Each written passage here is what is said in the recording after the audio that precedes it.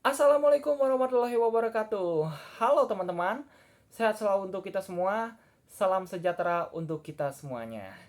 Perkenalkan, saya Muhammad Yosef Setiawarman, mahasiswa Ilmu Komunikasi dengan NIM 2019 053 0001. Dan di video kali ini, saya akan membahas tentang teori komunikasi, yakni semiotika, naratif, dan cultural study. Ya. Nah, di video kali ini, yang pertama kita akan bahas tentang semiotik terlebih dahulu ya. Nah, oke, yang pertama adalah semiotika. Nah, untuk semiotika sendiri ini ada dari 3 tokoh ya. Yang pertama ada dari seorang C.S. Peirce, kemudian juga dari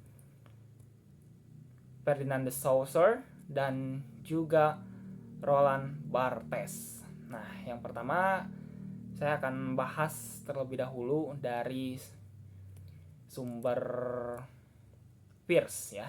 Oke.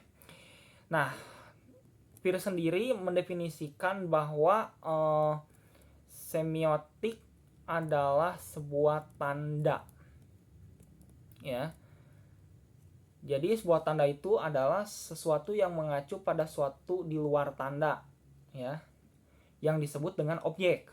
Nah, lalu dipahami oleh seseorang sehingga akan memiliki efek di dalam benak seseorang yang menerima tanda tersebut. Nah, lalu efek ini disebut dengan interpretan ya. Nah, jadi dari gambaran yang dari seorang Peirce ini berbentuklah segitiga seperti ini ya. Ada interpretan, sign, dan objek ya. Nah, contohnya ya seperti dari kata hewan ya. Sebut saja itu kucing ya. Kucing itu adalah tanda yang mengacu pada objek binatang gitu ya. Objek binatang yang berkaki 4 dan berbulu dan juga mengeong gitu ya. Itu contoh dari yang ditanggapi oleh seorang Peirce ya. Lalu menurut Peirce sendiri ada 3 jenis tanda ya, yaitu icon, indeks, dan simbol ya. Nah, icon sendiri itu adalah suatu tanda yang sesuatu secara fisik menggantikan objek yang menjadikannya sebagai acuan gitu ya, seperti gambar, foto, dan lukisan. Nah, ada indeks yang di sana itu mengacu pada objek tertentu gitu ya. Misalnya itu dari gambar kucing itu yaitu jejaknya ya, yaitu gambar paw gitu ya. Itu kaki kucingnya ya. Dan kemudian dari simbolnya sendiri itu kata kucing itu apa? Yaitu berkaki 4 dan berbulu yang sangat menyengat dan juga bersuara mengeong gitu ya. Oke. Nah, kemudian juga dari Ferdinand de Saussure. Nah, Saussure sendiri mengatakan bahwa semiotik mempelajari bagaimana sistem penandaan berfungsi dan bagaimana cara kerjanya. Ya. Nah, jadi tanda itu dibagi 2 menurut Saussure, yaitu penanda dan petanda. Nah, untuk penanda sendiri itu merupakan penampakan fisik dari tanda. Nah, sedangkan petanda itu konsep yang terbangun di benak penerima tanda gitu. Nah, contoh kalau dari penanda sendiri itu adalah tulisan dari kata kucing tadi ya.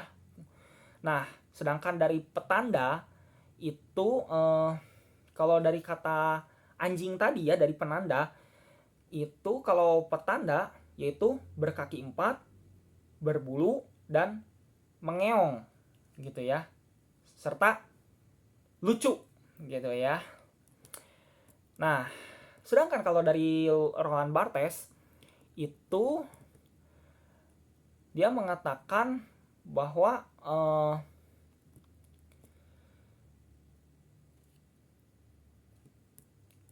semiotik ini adanya denotasi dan konotasi, ya. Nah, yang pertama di sini adalah dari denotasi dulu deh, yaitu signifikasi atau penandaan di tahap pertama, ya. Nah, jadi di tahap ini tuh tanda terdiri dari penanda dan pertanda, setelah seperti yang dijelaskan sebelumnya oleh Saussure, ya. Dan yang kedua itu konotasi. Nah, untuk konotasi sendiri itu menggunakan tanda denotatif, ya, sebagai penanda baru yang melekat padanya sesuatu petanda, gitu ya. Nah, contohnya yaitu adalah kalau dari penanda sendiri adalah bunga mawar, ya, memiliki hubungan konsep yang berkelopak susun dan harum, ya. Itu pertandanya, ya, maaf ya. Jadi penandanya itu adalah mawar. Nah, petandanya itu apa? Bunga yang berkelopak susun dan harum, gitu. Oke. Nah, itu semiotik. Kita ke cultural studies. Agak berkekuatan ya. Oke. Dan yang kedua ini untuk cultural study yaitu pendekatan yang berdasarkan pada ranah intelektual yang beragam dan mengeksplorasi interkoneksi ideologis antara media, politik, ekonomi, dan praktik individu dalam sistem budaya. Ya. Nah, hal ini diungkapkan oleh seorang tokoh yang bernama Stuart Hall, ya. Tokoh asal Jamaika yang dia merupakan salah satu bagian dari Center of Contemporary Cultural Studies, ya, di Birmingham, Inggris. Nah, jadi secara sederhananya itu cultural study itu memiliki dua tujuan, yaitu mengidentifikasi kontraksi yang terjadi.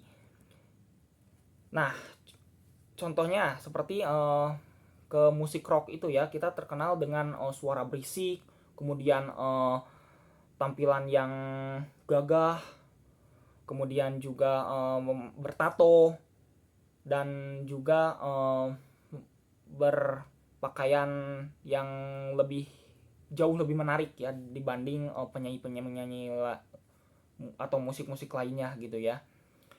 Oke, nah tujuan lainnya itu adalah melakukan interpretasi untuk memahami dominasi, gitu ya. Nah, itu yang musik rock tadi itu sama, ya. Cuma kalau contoh lain ya itu adalah budaya fast food, ya, yang kita kenal, ya, yang biasanya itu lebih identik dengan gaya hidup modern di Amerika, gitu ya. Nah, kemudian asumsinya apa nih di sini, ya? Nah, ini asumsi dari kajian budaya ini adalah kebudayaan terbentuk dan membentuk seluruh aspek perilaku manusia serta individu merupakan bagian dari struktur hierarki. Oke, ya. Itu, ya. Dan kemudian yang terakhir ini adalah paradigma naratif. Nah, oke teman-teman, nah ini di materi terakhir nih, ya, mungkin saya akan jelaskan sebisa mungkin. Oke. Ini dilansir dari salah satu tokoh bernama Walter Fisher. Dia menyajikan apa saja yang disebut dengan paradigma, ya. Ya, paradigma naratif, ya, kata umumnya, ya. Nah, paradigma naratif ini menawarkan penjelasan dan pemahaman tentang dunia dengan cara yang berbeda, gitu. Nah, kemudian hal ini memberikan penjelasan dan pemahaman layaknya sebuah cerita. Penjelasan bukan lagi didasarkan pada alasan dan argumentasi yang logis dan masuk akal, gitu ya. Nah, lalu ini juga ada asumsi dasarnya, ya.